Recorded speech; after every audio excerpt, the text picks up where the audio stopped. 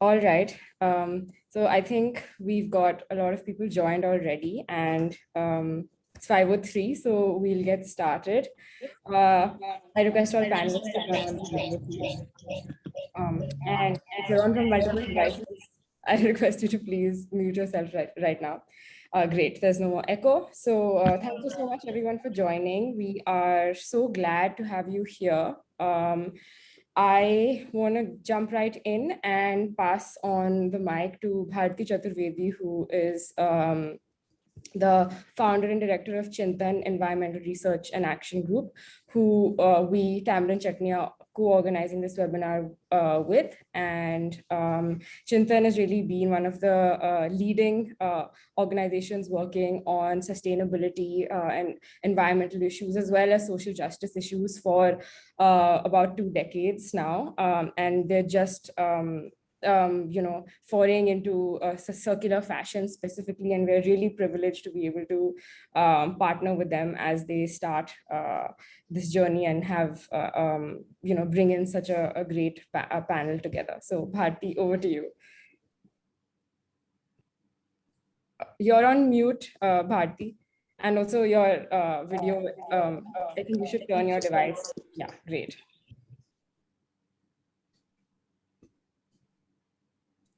You're still on mute. Sorry.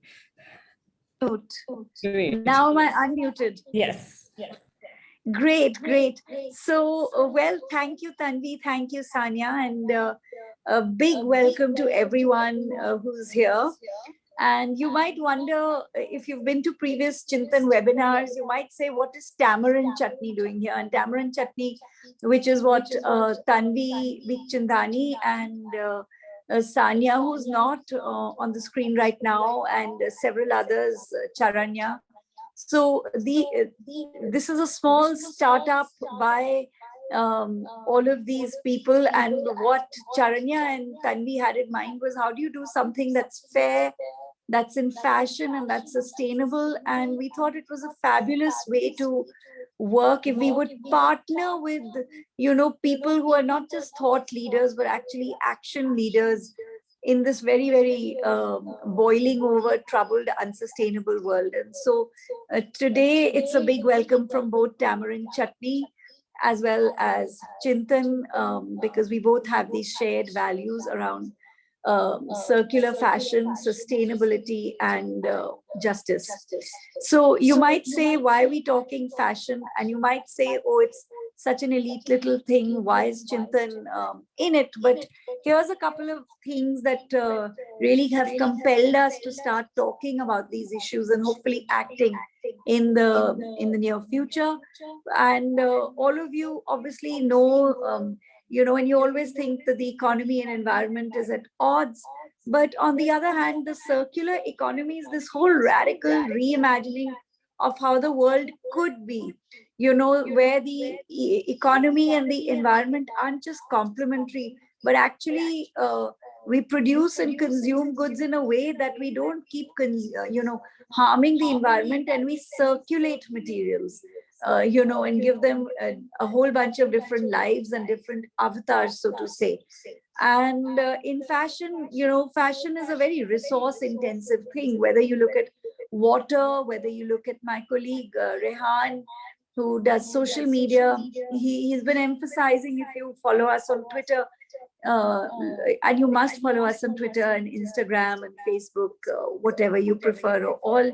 What he's been saying is that, cotton, for example, takes so much water, or your jeans take so much water, and it seems. And on the other hand, you have all these people, 98 million people in India alone, who don't have access to water in this way. So it's important to think about fashion as a resource intensive and immediately very polluting thing, industry, but it just employs millions and millions and millions of people and produces things we really want, which is clothing. So the right time, I think, is now. We are still not out of COVID. We are unsure if we'll have another wave.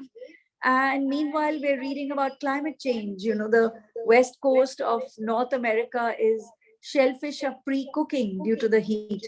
And we're finding that the Amazon is actually giving out more carbon dioxide than it's sequestering.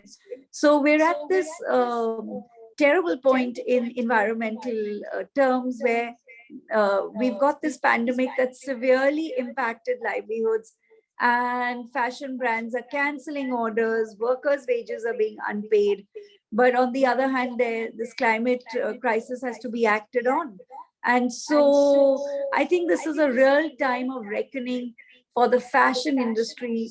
And it's important to have these conversations about what you do, for example, with unpaid workers, unsold inventory, high intensive materials, fast fashion.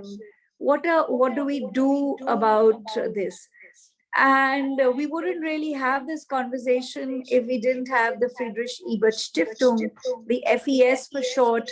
And FES is this fabulous partner. Chintan is so lucky to have FES because they do support us in our work around talking of justice, talking of environmental justice and social justice and workers and environment, and the complexity that all of these factors bring when we talk of circular economy and these essential ones. So if you don't know, the FES is this German non-profit foundation, and their main commitment is values of democracy and social justice.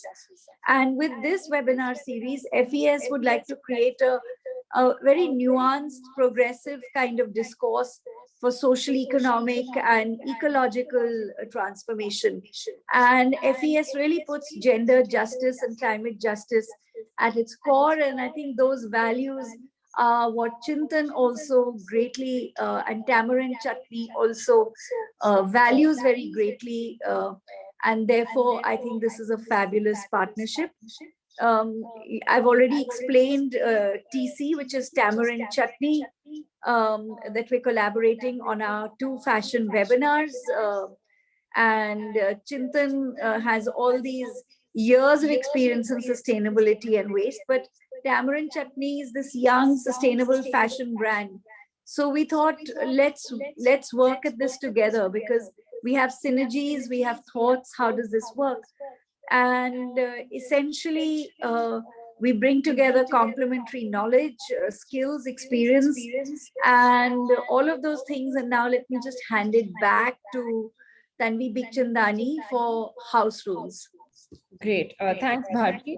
Before I move on, I think there's an echo coming from your end. So if you're on from two devices, you'll have to mute one of them, the second one, mute and turn the volume off, and that should sort it out. And yes, now moving to the house rules. So we have 3 speakers for today. Each speaker will speak for 7 to 10 minutes, followed by questions from the moderator and the audience. We did have a 4th speaker, Dr. Archana Datta, who was supposed to join us, but unfortunately, she was taken ill suddenly. She has come down with a very bad migraine. So, of course, we wish her a speedy recovery, and we're disappointed that she can't join us today. So we'll have 3 speakers, 7 to 10 minutes. After the speakers have finished their presentations or their sessions, we'll have questions from the audience. We'll select 1 to 2 questions. So if you have a question, feel free to write it in the Q&A box. And I just want to differentiate that there is a chat box, like all Zoom meetings, and then there's a separate Q&A box because this is a webinar. I encourage you to use the chat for anything, any comments or anything that you want to talk to other participants about. But if you have questions directed at the speaker, please do use it, put it in the Q&A box. We will only be looking at questions from there. Once we pick the question for each speaker, we will spotlight the person who has asked that question, so you can have the opportunity to talk to ask the question yourself. And yeah, that's basically it. Before we get started with the first presentation, we actually want to do a little poll with everybody in the audience so that we get to know each other a little bit better and also start talking about fashion. So I'm going to launch this. I hope I don't make any mistakes. I practiced this a bunch of times, but things always turn out differently. So you should be able to see a question about your age group, and you all should be able to answer it. Yes, they're coming in. I can see how many people have voted, which means I can also see how many people are, I don't know, not on their screens right now. No, but it's a great, I think almost 75 people have voted out of 85. So that's great. I'll keep it on for another 5-6 seconds. Great. I am ending this. You should all be able to see the results now. So it's largely Gen Z millennial audience interested. So that's exciting. I think for many people that are now exploring their careers or figuring out what to do, we hope that you will consider circularity, sustainability as not just a sort of career field, but also horizontal, no matter what you do. So that is great. I would like to now do the next question, but I can only see one question. So I'm gonna figure out how to do this. Poll to industry. Here, so now you should be able to see the second question, which is about where everybody works.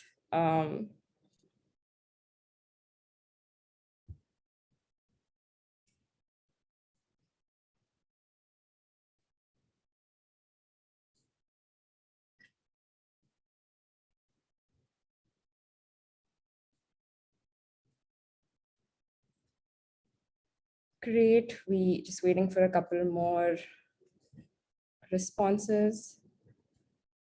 So we have about the same number of people that work in fashion and that are students. And then, of course, we have people who work in climate. And then, of course, there's people who do something else, which is also awesome. Glad you're interested in this topic. There's 2 more questions. Now, these ones move to specific questions about fashion. So how many liters of water do you think it takes to make a single cotton t-shirt?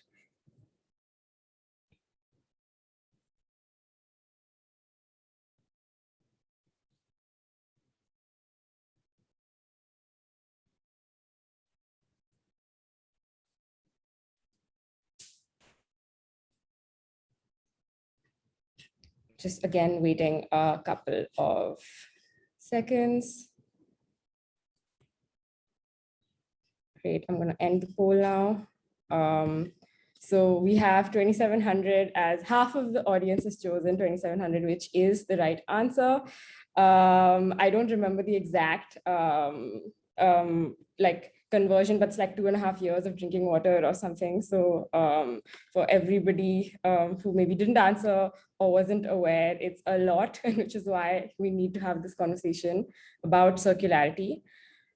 And now we have one last question, also on fashion. How long do you think it'll take for a synthetic fiber, which is made out of plastic? So all sort of polyesters are plastic. How long do you think it'll take to degrade?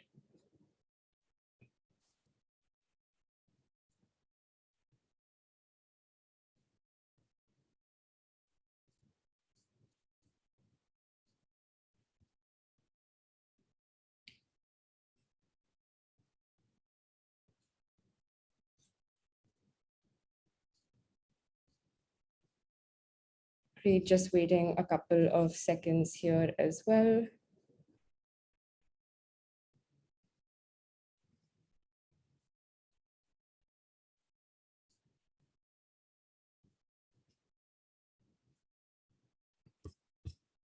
And I am sharing the results now. So audience, so 50% of the people that voted said up to 500 years. And I believe, if I'm not mistaken, the answer is up to 200 years. So maybe, you know, from our perspective, it's like 200, 500, it's still way too long. But I think people do assume the worst because we've heard so much about plastic or plastic-based fibers being non-biodegradable. So the correct answer is up to 200 years. Great, that's it. Just wanted to do this to get a sense of what people's interests are, and how much is the basic knowledge about issues that we keep talking about in sustainable fashion and circular fashion. I hope you enjoyed that, and we'll now jump right into the speaker presentation. So I'll hand it over to Bharti to introduce our first speaker, Shruti.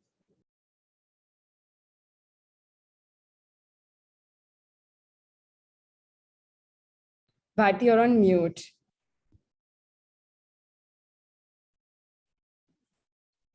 Can you hear me now? Am I okay? Sorry. Great, and there's no echo, so that's great. Lovely, lovely. Yes, I've signed in on from multiple devices, but let's just start a conversation with Shruti Singh. And Shruti Singh heads policy at Fashion Revolution. And basically, Fashion Revolution is a fashion activist movement that has been very important in building awareness about the impact of fast fashion.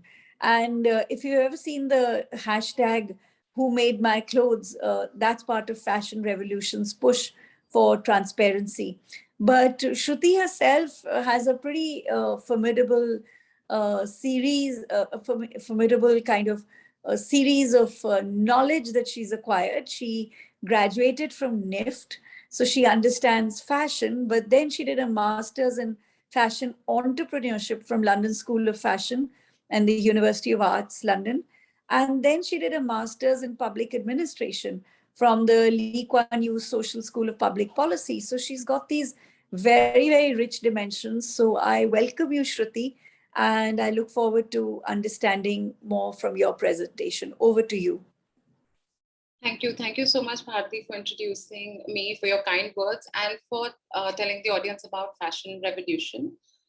Today, when we are talking about circularity and where India and India's fashion scape would look like on this topic, I would like to talk about the role the advocacy plays and what role can policy play in nudging businesses to become more circular, and for consumers to demand more circularity, because as we know, it works hand in hand. When consumers demand for more sustainable brands, for regenerative materials, they start taking interest in what's happening behind the scenes of their clothes, or where this is leading to, or what will happen to the clothes after I have used it. That's what drives the producers also to think about what they should be producing.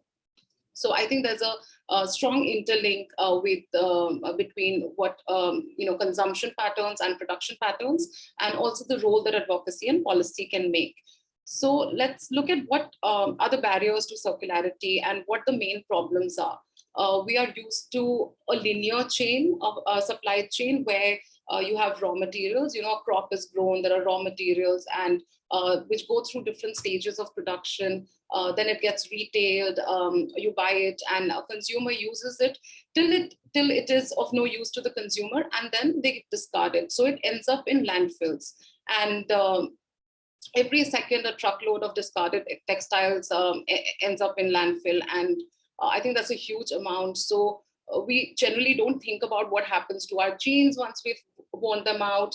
The t-shirt, the cotton t-shirt, which takes, by the way, so much amount of water to produce, and we wear it and we dispose it and we don't know what happens to it. Or even small things like our trims, sequins on our clothes, the threads which are used for embroidery. So all of this has a social and environmental impact, which we do not generally as consumers think about. And it's not a producer's problem till there is an environment which demands for it, or there's a policy that mandates that you have to do it. So what happens with linear chain is that at some point, this thing becomes a waste. It's of no use to anyone, and that's why it is discarded. And this starts from the design itself. So if I can bring some statistics to you, 12% of fibers are discarded on factory floor, which means while your garment is being made, there are a lot of fibers which are just discarded on the factory floor, whether it's because of the kind of pattern cutting there is, or if there's no zero waste approach to designing and making the garment. About 60 billion square meters of fabric is wasted on factory floors. 60 billion square meters. That's like a huge wasted potential, and something that has already taken finite resources from the environment, from our earth, to be made, and less than 1% garments are recycled. So even if somebody says that I'm recyclable, I'm using recyclable materials, but the fact is that, is everything that is recyclable, is it being recycled or not? And 20% of the clothes that are produced are not even sold. So they are with retailers. Retailers, of course, have produced them anticipating demand. They don't want to run out of stock when consumers still want to buy the product. And this whole overproduction and waste generation happens because our business models are designed on the fact that we produce more than we can consume, and we consume more than we can use. And that leads to a lot of wasteful practices and a waste-led approach to production. So United Nations Sustainable Development Goals, I'm sure a lot of you are aware about it. So the goal 12 talks about responsible consumption and production. So we have to understand both sides of the coin, production as well as consumption. And if you do like a deeper root cause analysis of why we are not moving towards a more circular approach, it's because of three things, according to me. It's our mindset, the process or systems involved, and the materials which are being used. So when I talk about mindset, I'm talking about what makes us buy clothes or what makes us produce clothes. As a society, we have started valuing OOTD, outfit of the day. It's glamorized to wear new things, to have something new to wear every single time you're going out. And to cater to this need, suppliers, of course, produce for and design for disposability, not for durability, because they know that if you're buying that cloth, you will not probably wear it more than 10 times, 12 times. And that's also a lot in today's world, so they design for disposability. And we have moved from need-based purchasing to an aspirational or purchasing, or something that kind of helps build our image. So all these new trends, hundreds of micro seasons of producers making new clothes hamper the longevity of the garments we are wearing. So that mindset needs to change, and advocacy can play a very big role in changing that mindset. And I think it has been successful in nudging people towards asking for more, having a more conscious approach to buying. When we come to the process, what percentage of garments are actually made keeping in mind what will happen to the garment once the person has worn it? Will it decompose? Will it not? Is it recyclable? Do I have systems to recycle it or not? That's really, really important. And thirdly, the materials, so are the materials, fibers itself biodegradable? Are they regenerative? So all these questions are really important. And on the advocacy side, I think a lot of influencers, a lot of advocacy groups, a lot of citizen-led movement have made a big role in asking for accountability, asking brands to be more aware about their practices and to also share about what they are doing. So as Bharti shared, one of Fashion Revolution's campaign is called Who Made My Clothes? So when this was launched, and I'll give you statistics of 1 year, in April 2019, around 55,000 people posted Who Made My Clothes. It had 700 million impressions, which means that either the people interacted with that post or saw that post. And then 1,200 brands actually responded with, I made your clothes. So that's a conversation which is happening on social media, like a lot of conversations today happen on social media, on different types of media, and brands respond because consumers are asking for it. Similarly, with our Fashion Transparency Index, where we're asking brands to disclose their public practices, disclose what are the emissions at raw material level, what are, among other things, I'm talking about only the materials and processes here, how much are they producing? And just to kind of get an idea of, are they overproducing? Are they, what kind of practices do they have? And growing interest in transparency is also making an impact, because the producers are listening. We have seen, I think it was the 6th edition that launched last week.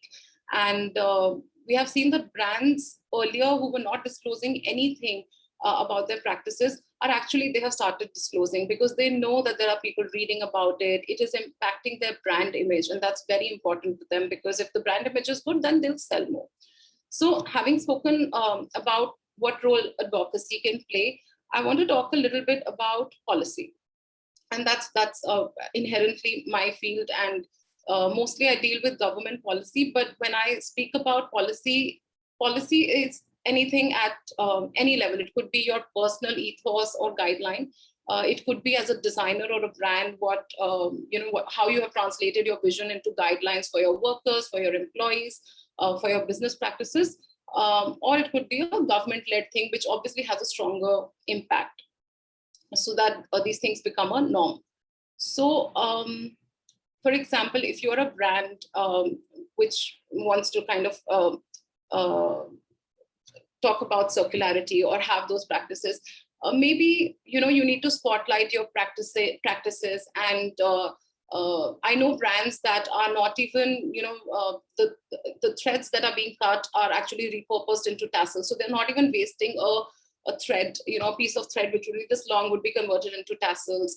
There are people who have done a lot of work on making sure that their pattern cutting is zero waste, so that the 60 billion square meters which we spoke about gets wasted on the factory floors. They're making sure that does not happen. So their approach to design has changed. So it's not just about what happens to the waste after it's been used, but should we even have that kind of waste? Can we minimize that or not? So at a brand level, those things are being done. At industry level, we can't wait for government to make a rule and then we'll change.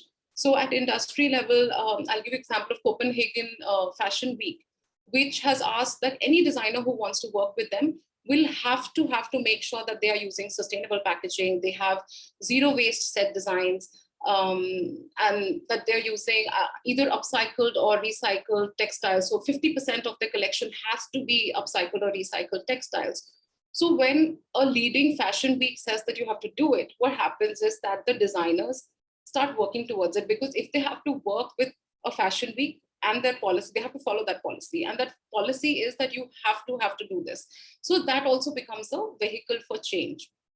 At a government level, we have seen that when they say no use of single plastic, that's great. Coming to circular business, I think we need a national policy on waste, how we treat our waste, what happens to the waste, and do we also have extended producer responsibility for textiles as we have for plastics. So extended producer responsibility, or EPR, means that managing the plastic waste after the textile waste after the consumer has used it becomes the manufacturer's responsibility. They're obligated to think about it. So when such a policy is made, then I think it will push or nudge more people to think in that direction. They will be more mindful of their production processes. There could be economic incentives that make sure that we are moving towards circularity, especially in India. I think with GST, we could have a differentiated bracket for people who are using circular businesses, who are making sure that their waste practices are good. And lastly, I think I would just want to talk about the role of education.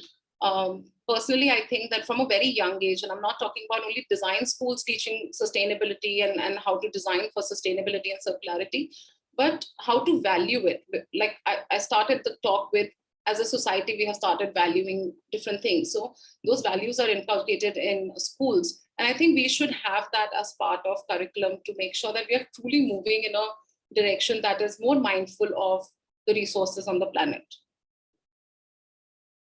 So I'm open to any questions that are there. So this is what I wanted to say, and I hope I have not run over my time. No, not at all, Shruti. That was fascinating. And before any other questions, I'm going to ask you a question, and then people in the audience can too. So my thing was that I was very happily surprised to hear you talking of extended producer responsibility, because obviously that's something that we've been also advocating. And but in other fields, whether it's plastics or electronic waste, when these things are formalized, there's a huge pushback. That pushback comes from manufacturers, essentially, or brand owners. And they say, oh, there's a lot of time, we're going to have to put in money, because how do we bring it back? And so EPR in India hasn't been very successful in these two areas. Of course, it's not worked very well because it hasn't, it's hard to measure. We don't know how much is really coming out, and there are leakages, and we still have pollution from plastics, and of course, air pollution from bad recycling of electronic waste, or no recycling. So how learning, and I'm sure you have a sense of these two sectors, but do you think fashion, the brands will be excited about something like EPR if the government was to ask them to collect back synthetics, a certain percentage? No, I don't think that any change is easy. So I don't think that, and I don't think that it should be announced overnight, and that burden of responsibility comes down to producer alone. However, I think that that is something that we need to move towards. So if the government has that extended period of, okay, this is going to happen by 2030, 2040, and these are the steps that we need to take. So that when it comes and becomes as a policy, I think it will have to be, inculcated within your practices. But having said that, I do think that it's tough to bring those changes immediately. And you spoke about data. Data is so, like, I was doing this research on craft recently, and impact of COVID on craft. And I realized that we hardly have data, a lot of data to support what's happening. And when we don't have data, when we are not measuring, monitoring things, we are not able to inform the kind of, it's not an evidence-based policy making. So we need to really figure that bit out, and understand how we can set up those systems in place so that there is credible data. We are able to not just make a policy, but also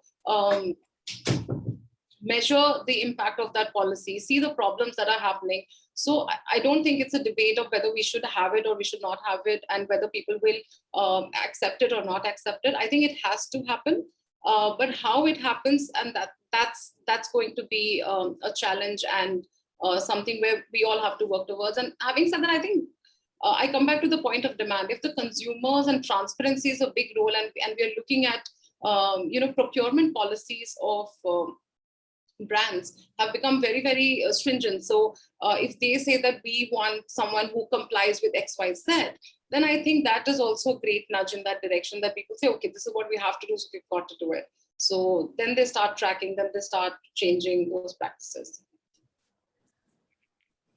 Great. So that's fabulous. And I think now let's just have an audience question, shall we? Sure. So there are a bunch of really good questions, but for time, we're just going to do one right now, and then we'll sort of bring the rest after the other panelists have spoken. And I do apologize. I said we would spotlight the panelists, but I think even though everybody has followed the time, we are still running late, because I think we took a little bit more time in the intro. So I'm just going to read out Shreyansi's question. Is there any sort of index or indicator for understanding more about brand supply chains except for transparency index, more like a sustainability index? So I'm not aware of any sustainability index. And I think that transparency has been taken as a yardstick for, maybe tomorrow building sustainability index, because it's hard for someone to, like, index basically measures you on different metrics and says, okay, these are the indicators. You are complying on XYZ. And because you're complying on XYZ, this is the score you get. And because of this score, we can conclusively say that one brand is more sustainable than the other brand, or we can rank them, or we can score them. But in the absence of public disclosure, in the absence of data, it's very difficult for us to build an index and say one brand is sustainable or they have sustainable practices, because there's no body that is going and actually auditing or seeing or building metrics on every brand that is out there. So transparency then becomes a way to maybe tomorrow have that sustainability index. So when you ask for transparency, you're saying, we want you to publicly disclose what are you doing on those. We have 239 indicators, which is on their policies, their governance. It includes their environmental, social impact. What are they doing on gender? What kind of materials are they using? What is their recyclable policies as well as practice? So when they start publicly disclosing that, automatically you'll know which brand has sustainable practices and which doesn't. And a brand that is more transparent doesn't mean that they're more sustainable, but it means that they're more open to scrutiny. They're more open to being accountable to their practices. So I'm not aware, and I don't know if other panelists know about a sustainability index, but I'm not aware about it, but I do also see a challenge in building one. Great. So one which is the HIG index, which is for apparel and footwear. Yeah. So I think we can move now to our next speaker, shall we? So that we have time for questions later. Does that make sense to everyone? So I'm going to say a big thank you to Shruti Singh, because you're the opening speaker, and thank you so much. And now we move to Dr. Varsha Gupta. When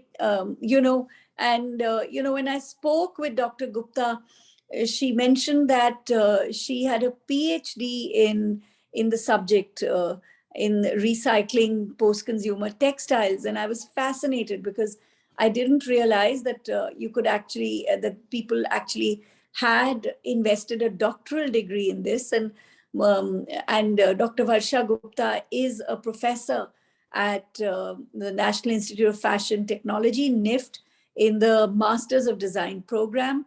And she's had nearly 30 years of experience in the fashion industry as well as academia. So I think we've got someone who's invested their PhD in exactly what we're speaking about, but with this whole landscape level experience. So I'm not going to go on, and I'm just going to hand it over to you, Dr. Gupta. We look forward to this presentation. Yes, thank you so much, Bharti. And before I, without saying anything, I'll quickly share my presentation. Is that visible? So Absolutely. Yeah. Put it on full screen. So thank you, Bharti. Thank you, all the other panelists and the organizers. Lovely to be here. I am kind of strictly, sticking to the topic of the webinar and the topic that is given to me. So I thought I'll make a quick visual presentation so that it leaves more everybody and think about what we can do ahead. So I'm talking on a system perspective of circular fashion, and mine will be more India specific, though I would love to hear people talk about if they can kind of substantiate it later with some other examples and case studies if they wish to. The ills of fashion, I don't think I really need to talk about too much because the other panelists have also spoken. We all are aware about what all fashion can create. While we understand we belong to the fashion industry, so while we feel that the fashion industry is so important, we ourselves really look up to all the fashionable items, whatever said and done, whatever we may talk about the ills of fashion, but we still want to look as beautiful as possible, and we want to own as much as possible. We want Indian wear, we want Western wear, so we want everything. So what is it that we can do so that the ills of fashion are reduced maximum possible? So I'm not getting into the statistics. I'm sure a lot of statistics is already available. traditional societies like ours, which is India, we have built a plethora of cases where we can actually see sustainability in our core. We have been brought up in a manner that we can live sustainably. We don't need to be taught what is sustainability. We know it. We've lived our life like that. You pick up any craft, you pick up any activity, and we can actually start getting into the details to understand how sustainable it is. So, like, I have just pulled out one particular case, which is of Kantha. Everybody knows what Kantha is. Now, if you get into the history, we all know how it is made. So it is old worn out saris, which are, the saris were also probably white or off-white base and colored borders. So when the sari is worn out, these women who were, mostly house bound, they would just pick up those old fabrics, layer them up because they were already worn out, pick out threads from the colored borders and make beautiful kantha. And even if you look at the kind of motifs and everything that was coming out, they didn't have to understand design, they didn't have to understand anything, because it was all inherent. They would pick up objects which were in and around. So you would see a lot of motifs on kantha, which was like chakla belan or silbatta or pets and everything. But at the same time, what I'm trying to relate it with sustainability is that the kind of materials that were used were such worn out, beautiful, soft cotton fabric, brilliant material for, let's say, a newborn child or a new mother. So those are the kind of things that we have actually developed traditionally. Of course, this is one craft. We look at all the others, we'll find something or the other. This particular slide also shows us that, that's our way of life. We don't need to understand that what is sustainable, what is not. We kind of know it. This particular visual where you see this beautiful girl sitting, this I had taken on my way to Jaipur from Delhi. And this is a cot which is lying outside a dhaba. And what is this cot made of? This cot is made of used and worn out conveyor belts. Now, these are the belts, conveyor belts, which are coming from, and this area is a very, very industrial area. So a lot of conveyor belts come out from that particular area. So all these conveyor belts are used in this cot, and what a sturdy, perfect cot can, handle all kind of weather. You leave it in the sun or rain, no problem. So that is the way we have used materials on our day-to-day basis. On the left, we see our regular mura. I'm sure everybody has seen a cane mura. Now, if you look at the base, just focus on the base, and what we see is a worn out cycle tire. So we don't, everywhere around the globe, if you go, they are not being able to utilize the cycle tires or the car tires. Recently, there was a study in the Gulf where they had tons and tons and tons and acres of area where they are just dumping tires. So look at the way we can utilize a lot of these things, and these are like everyday things and everyday design that we come across. Of course, a lot of startups are making very beautiful products. Now, this particular is, I have picked it up from a startup, and they are utilizing, like these, we have seen a lot of startups and a lot of companies. So they are utilizing the chips packet to create, ropes and furniture, and likewise, there are a number of things. What I want to talk about, and I want to show you a few case studies, and open the floor for discussion, and probably want you to ask some questions about the fact that, most of us know and feel that recycling is not a very commercially viable activity. A lot of times we've seen that recycling does not happen because it is expensive. A lot of companies or startups open in a very enthusiastic manner, but they are not able to survive because it doesn't make too much business sense. Then there are a lot of social issues. The working conditions is a huge concern. in these kind of places where recycling is happened, because you don't know what is the source of the waste that is coming. There are health and sanitation. Sanitation is a huge area, because and especially to do with textiles, where once the textile is wet, then how do you take care of the sanitization of that particular garment? So those are the kind of things that I want really to make as points of discussion. Then also the fact that what is it that we can do to increase the scope of impact, especially looking at the kind of vast wastage that is coming out in, let's say, a country like India.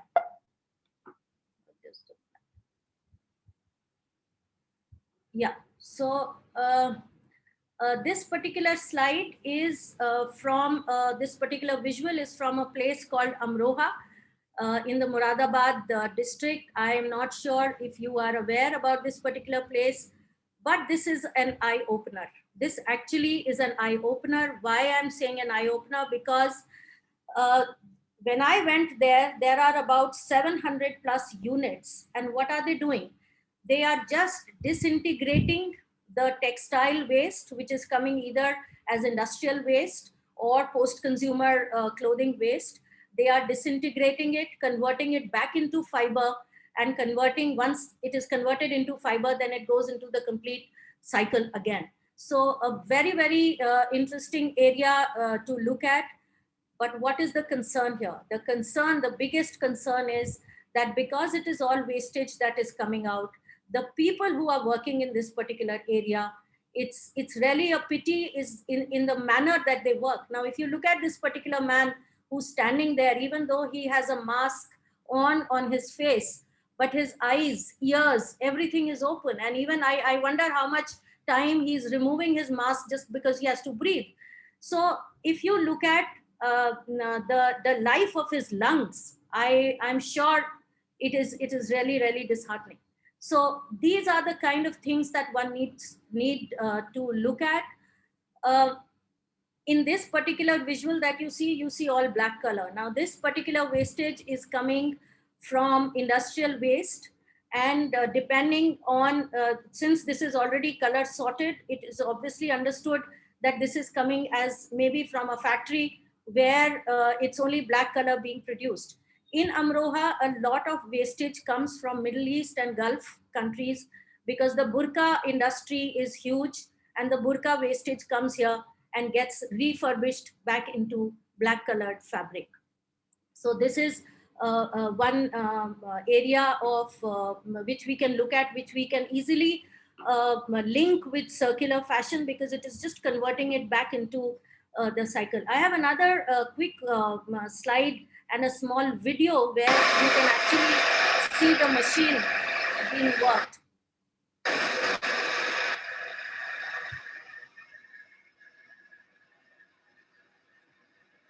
So since this is again a single color wastage, this is either coming from industrial waste or is already segregated. Now look at these women who are segregating the waste. It is very important to segregate this particular waste, because if it is not segregated, then the colors that are there just go haywire. So that color segregation is important.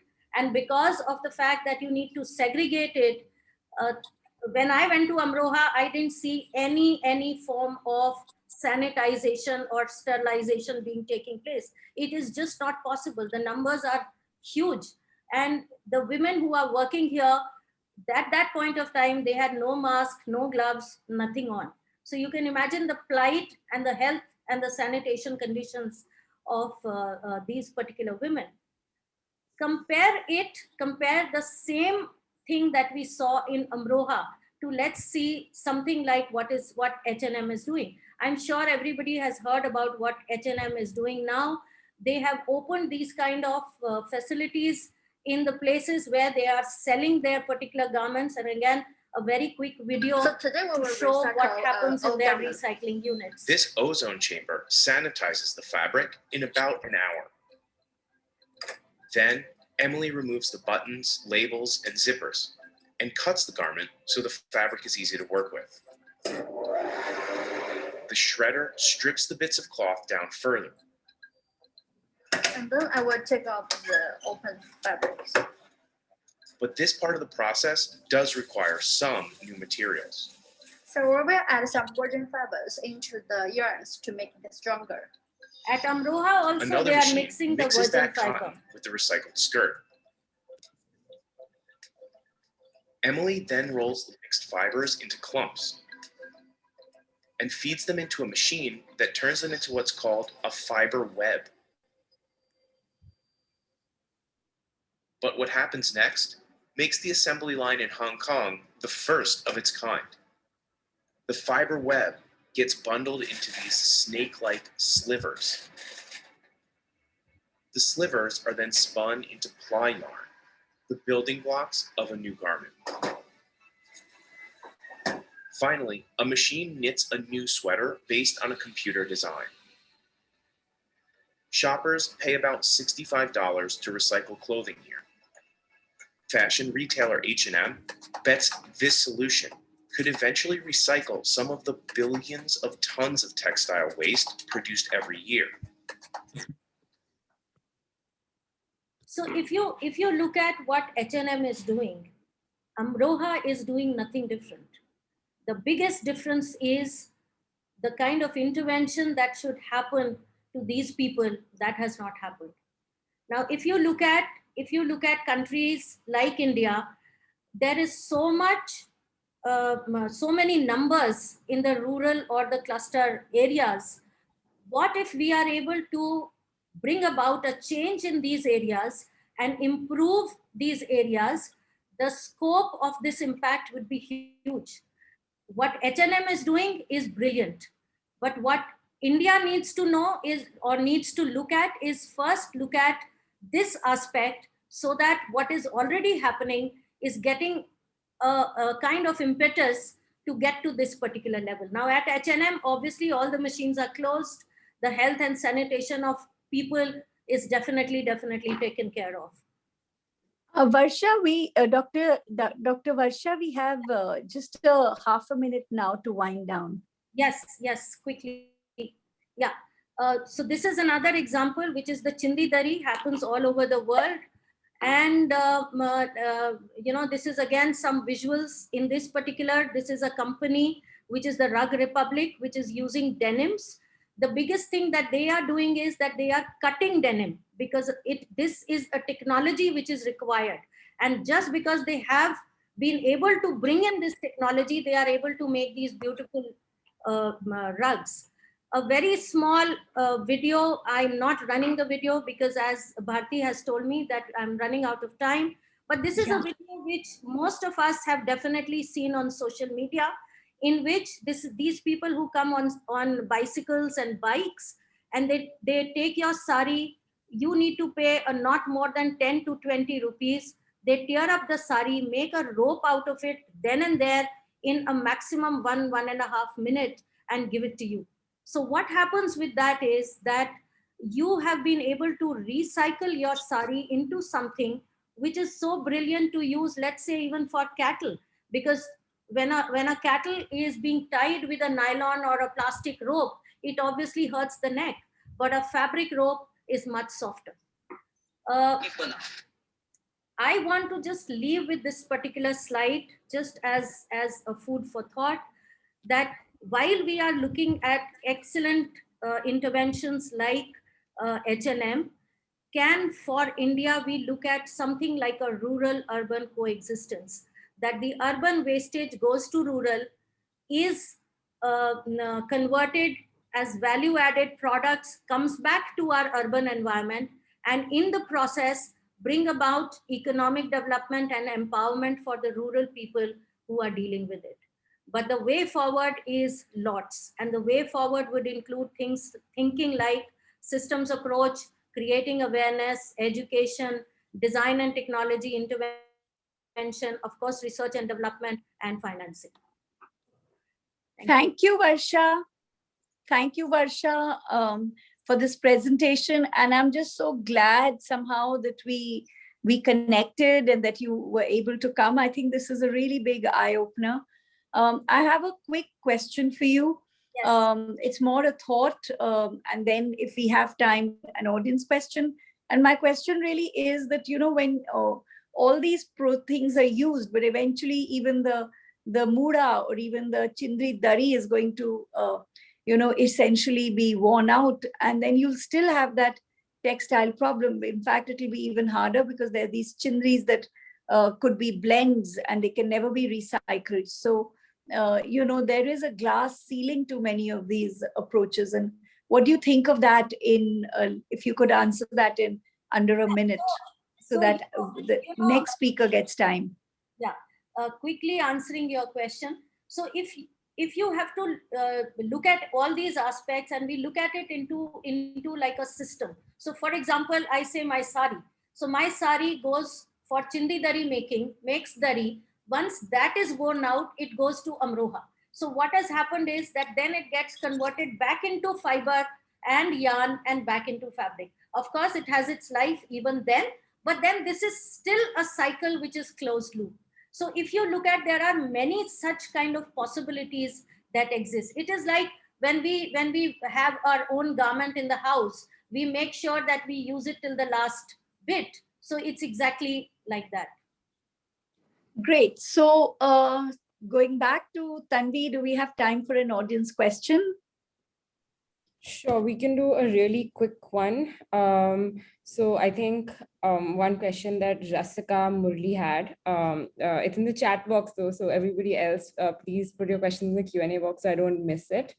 But it's a really, it's a great question that I think a lot of people have. How do you maintain a balance between trying to be sustainable and also economic situation of consumers, which I think a lot of people ask in the sense like, why is sustainable fashion expensive? How can sustainability also sort of go hand in hand with business? So would love your thoughts on that. I don't think sustainability is expensive at all. It is just the hype that it is getting created and the way the things are, it's going back a full circle. What we made and what we did initially was very reasonably priced. It's just because we have now come a full circle that ultimately when we complete that circle, we'll still be able to sell sustainability at very, very reasonable prices. So I don't think it is expensive. It is just for the time being that it is looking expensive because we've come a full circle. Sure. Also, I just want to quickly add, it seems expensive in, when you compare it to fast fashion. And the question we should be asking is why fast fashion is so cheap. Are the workers being paid? Are good materials being used? So I think we just need to change that question into why fast fashion is cheap. Definitely. Great question. So, I think we can go ahead. Thank you, Dr. Gupta. And our next speaker is Kriti Tule. Kriti, are you here? Yes. Yeah, but I can't see Kriti anywhere on the screen. Hi. No. Hi. Now I can see you. So we're going to change the format here because Kriti and I are actually going to have a brief conversation, given that I'm going to ask very brief questions, and please feel free. I thought it would be fabulous. Now, Kriti is the co-founder and creative director at Doodleage. And Kriti has worked for global apparel industry for more than 10 years. And her journey to sustainable fashion started really early. And she's won so many awards and accolades for upcycled, recycled, and ethically made fashion. And Doodleage, brings her to that point where she can create India's first global, sustainable, and affordable fashion brand. And that's a question many of you asked, affordable, focusing on recycling, repairing, and upcycling clothes while basically including ethically made and recyclable fibers, including recycled fibers. So Kriti, let's just begin that conversation, and I'll just shoot a question to you. And my question is, from when you started Doodleage to now, what are the differences that you're seeing in sustainable and circular fashion space? What's the landscape shift you're seeing? Thanks, Bharti, for that question, and I'll try to keep it brief. We started our journey in Doodleage in around off tutelage around 2012.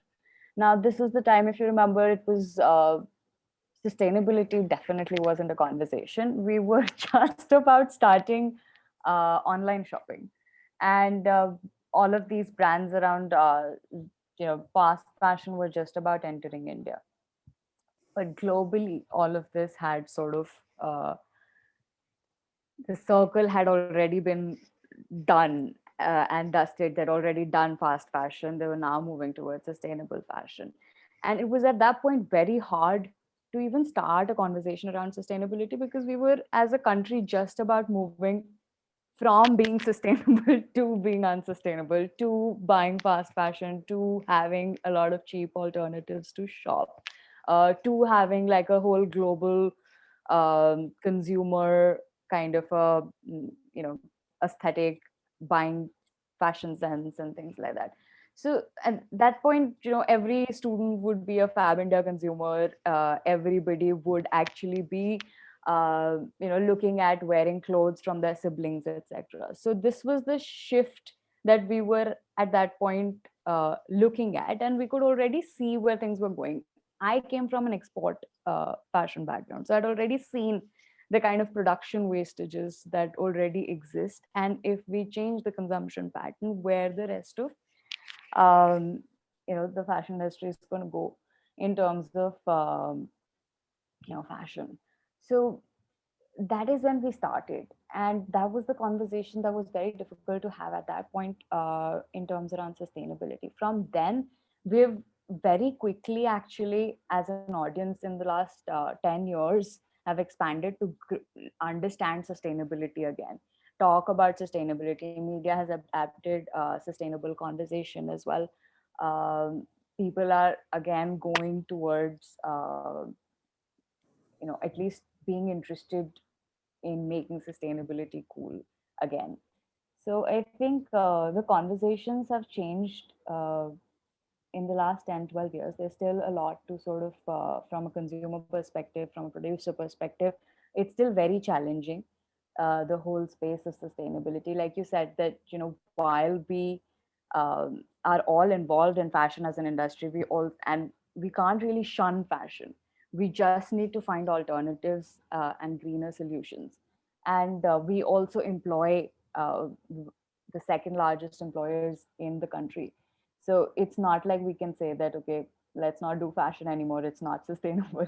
So we have to look at finding alternative solutions. And I think those conversations were initially very, like export houses have started doing those conversations a lot because they had a lot of international pressure.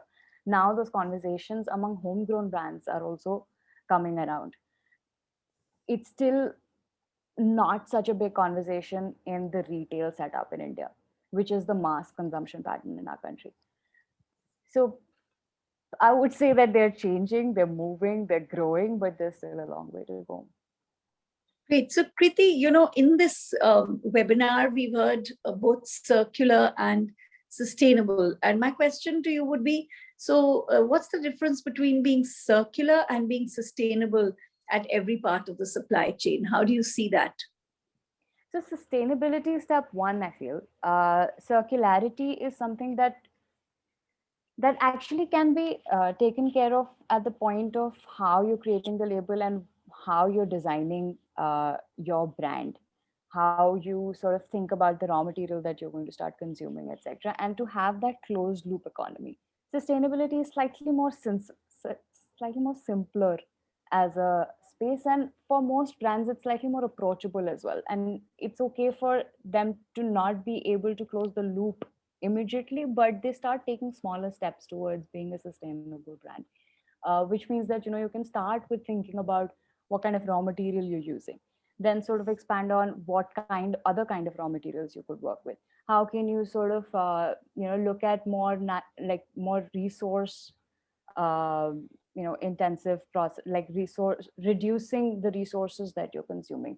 Then you can start thinking about the packaging that you're using. Then you can start thinking about ethical production, because like we pointed out earlier in the conversation as well, that it's a very for a small brand, funds, and especially bootstrap brands, funds is not something that is immediately available to sort of look at everything.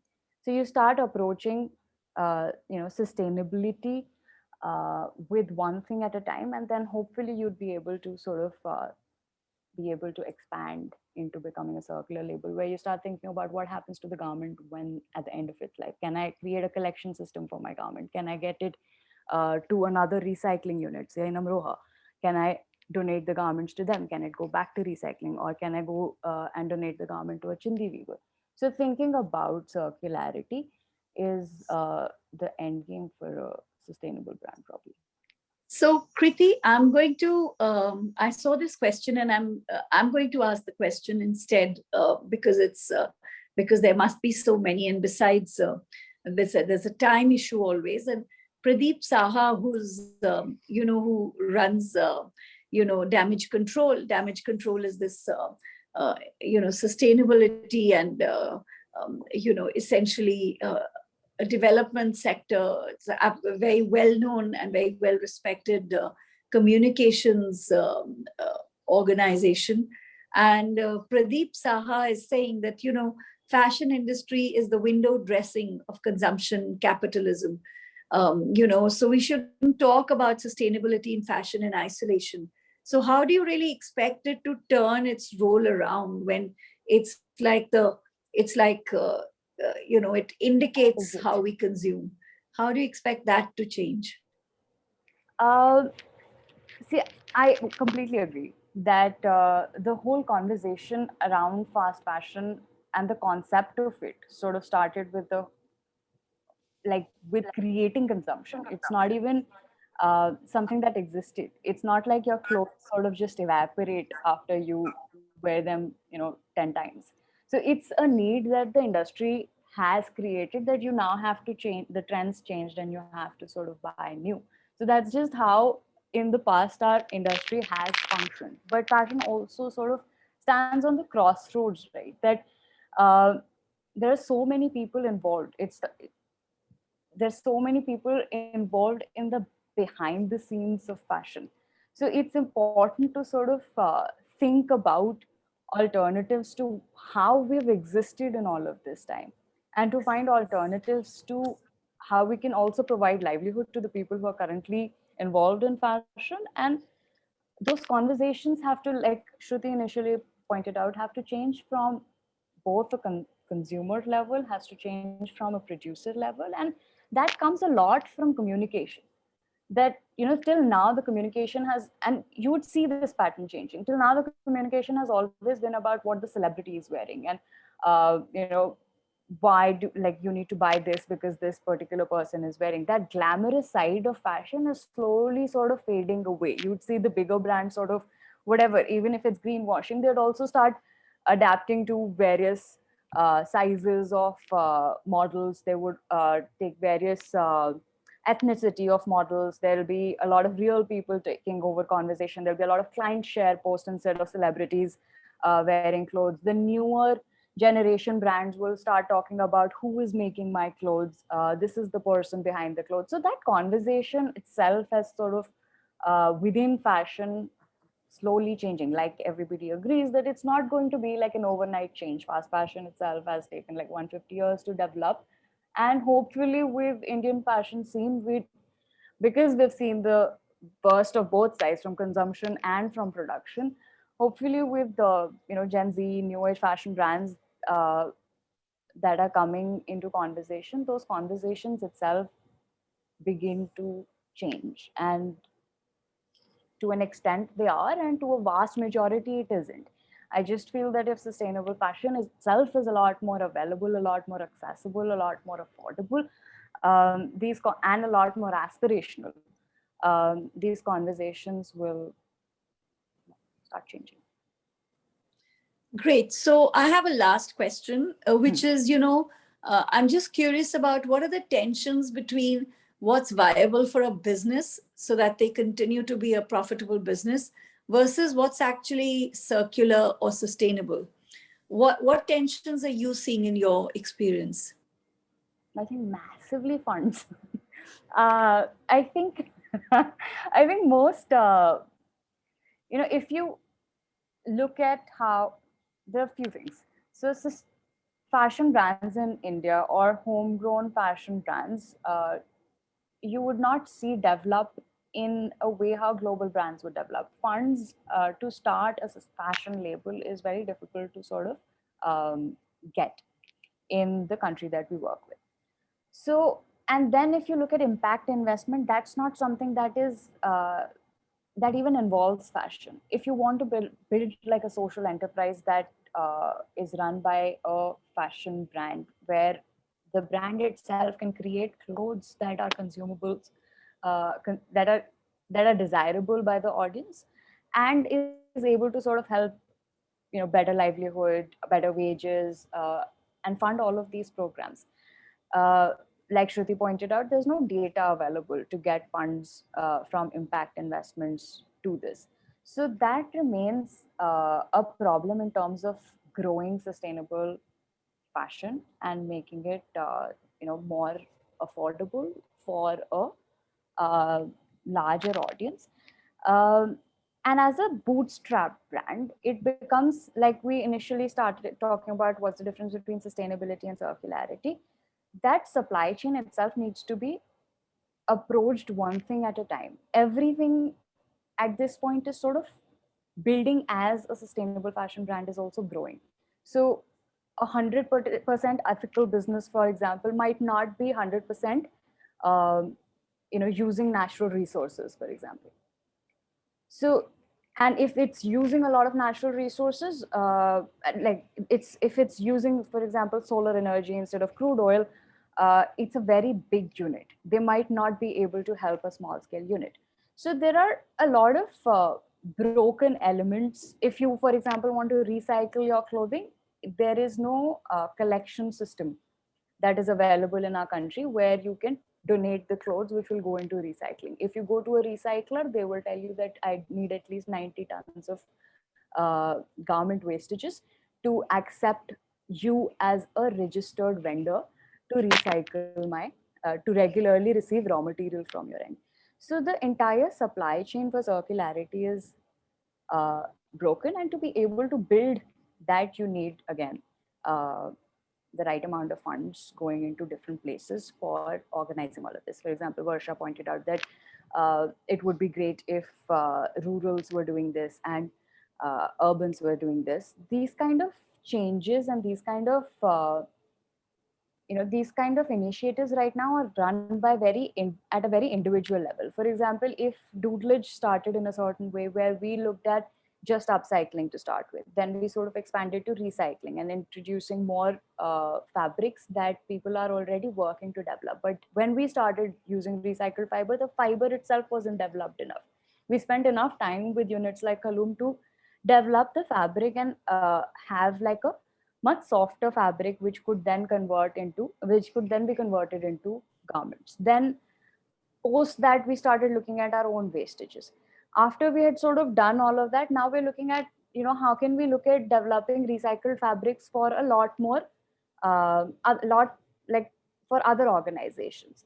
So now we're tying up or creating alliances with existing livelihood programs which are in the rurals, and we're telling them, let's do alliances where we become the content creators and the business development part of the business, where we reach out to people we're already connected to and say that instead of buying, say, natural fabrics or resource intensive fabrics, why don't you look at recycled fabrics, and why don't you go to this particular area and develop the designs that you want, and not just in India but internationally as well. So that way we get people from everywhere to a livelihood program to develop the fabrics.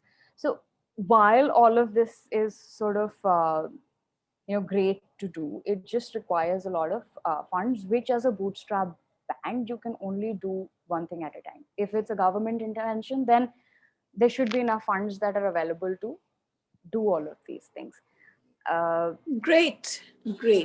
So I think that's fabulous, Kriti. I think that also kind of shows, my sense is that we really need much more money flowing into these kinds of new spaces. But I'm going to turn to Tanvi and say, do we have time for an audience question?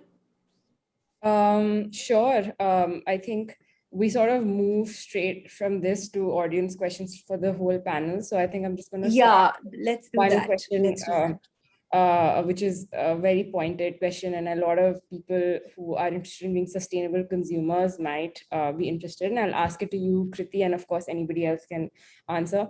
Is a natural fabric garment that lasts only about 5 years better than a synthetic garment that is durable enough to last 50 years? I believe this question is from Sugandha.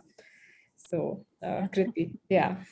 So anything that you can actually take care of for a very long time, anything that already exists in your wardrobe, if by no means, a lot of people say that sustainability as a wardrobe is very difficult to sort of maintain.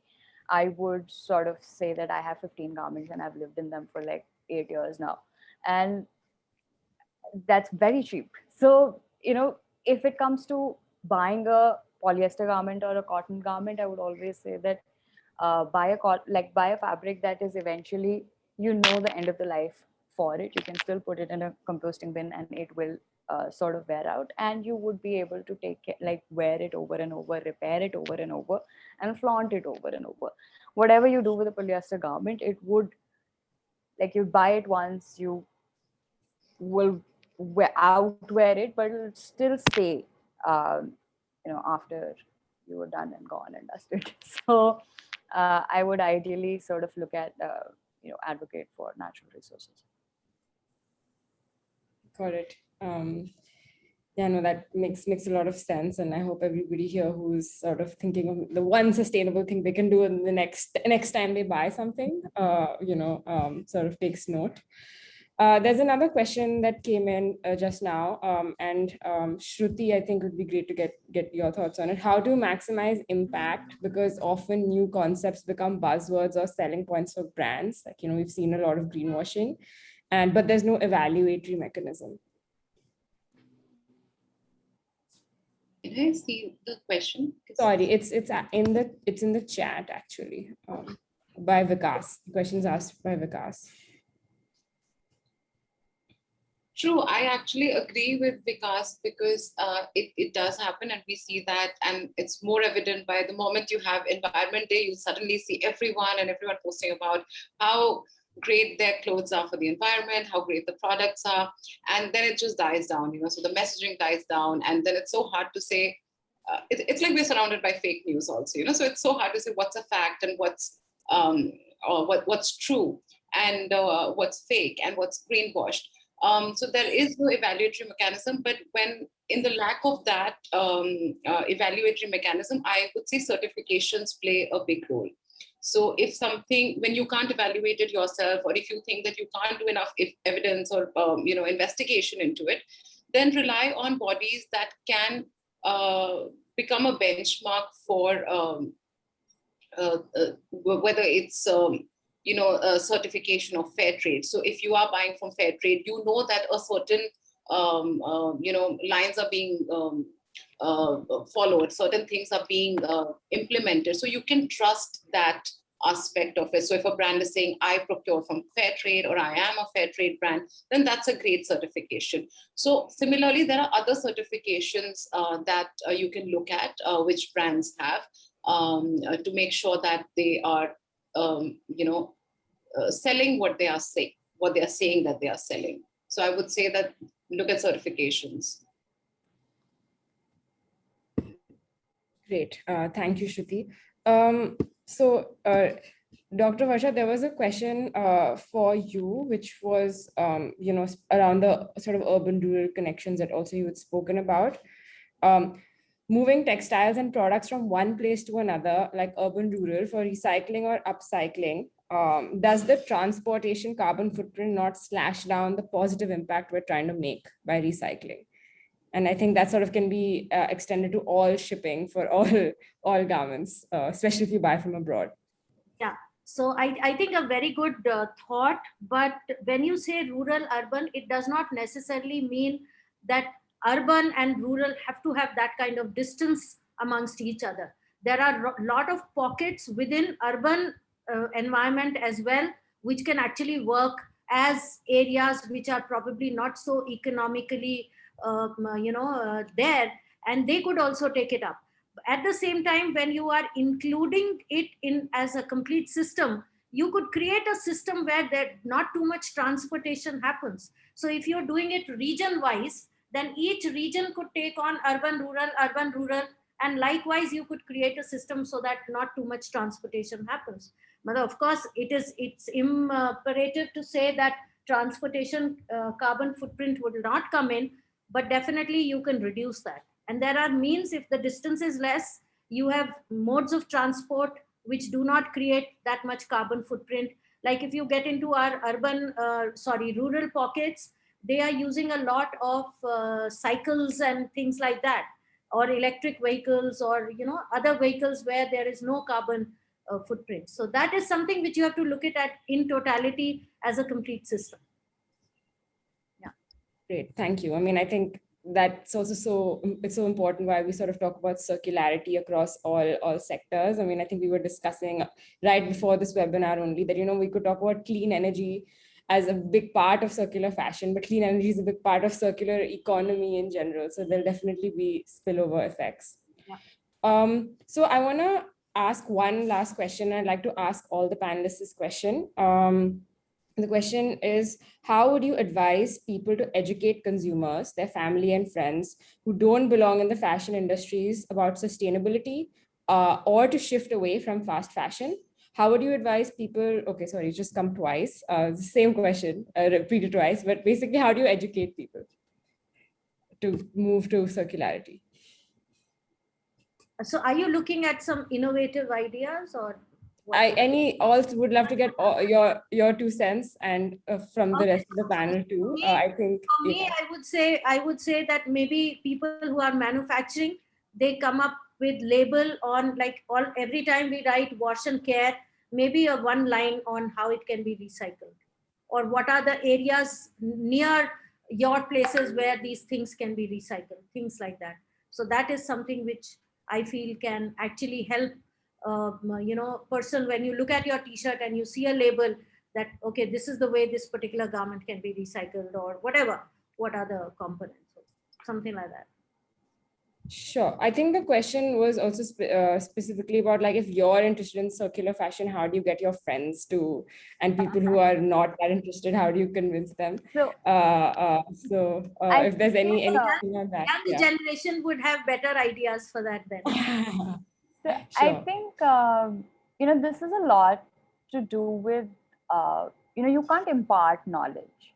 You can create experiences, right? So whenever you do that, people get more interested in adapting to what they like about what you do. So for example, I've never sort of gone ahead and been amongst my friends that this is what I do and you should also do this, because that'll never sort of give that kind of returns, right? But it's how you style yourself, how you dress yourself up, how you could, whenever we have our friends over, we would always have, like, I have a composting bin in the house, for example, and they would experience what that is like. Or we have bioenzymes, or we have all natural, cleaners and things like that. So once they sort of experience that it's not that difficult to do, they start making those little changes. And the fact that, it's okay to make little changes, and if you're able to make those, then you would be able to expand that. Otherwise, it becomes a little overwhelming in general.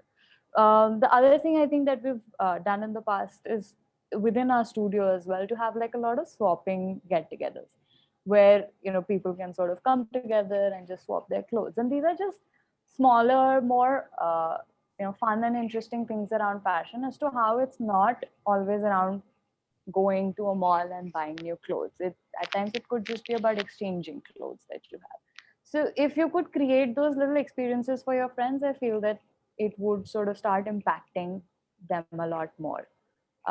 Instead of talking about, this t-shirt is going to take 2,700 liters of water. And these are just numbers that they would always forget or not care about. So to get somebody to care, you have to get them to that experience. If you run a production unit, for example, you can get them to visit your production unit and see that, this is what we do here and this is how it's different. So as soon as that experience element comes in, it sort of makes the whole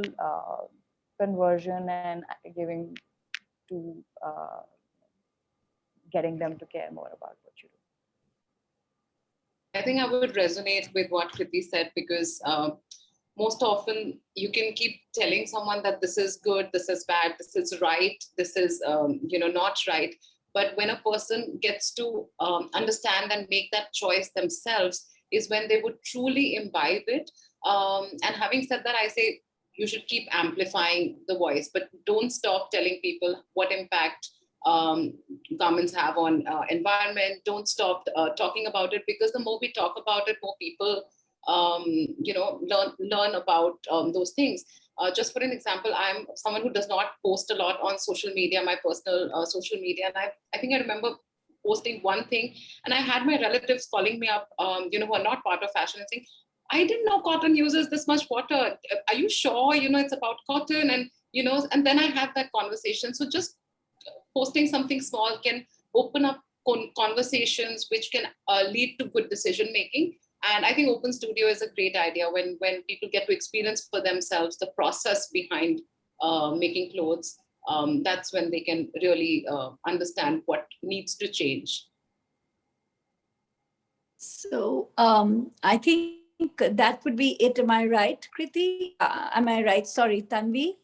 Yes, that's it. Thank you, Dr. Varsha, Kriti, and Shruti for that. I think very great business advice also for anybody who's trying to evangelize sustainable fashion.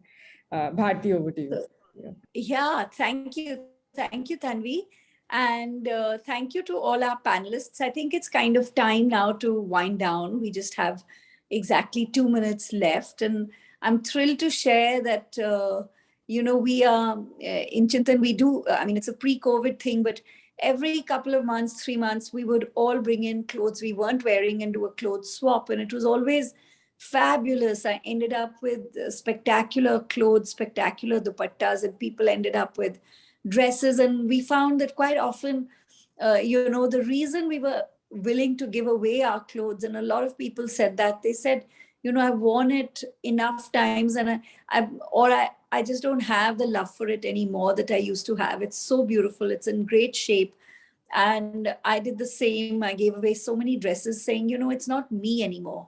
And but they're fabulous. And so I'm glad that you talked about it. But a huge thank you to all three of you. I think we've had quite a fabulous conversation. Unfortunately, Archana Datta was too sick to attend, but the three of you have been so enriching. And a big thank you to those who've taken out the time and attended this. I do want to tell you, you have many questions, including one on polyester recycling. So on the 2nd of August, we have the second of our circular fashion webinars, along with the Tamarind, Chutney, and of course, the Friedrich Ebert Foundation, Stiftung, which is the German word for foundation. And what we will talk there is more about tech and innovation. And we're hoping we'll be able to talk about polyester recycling as well.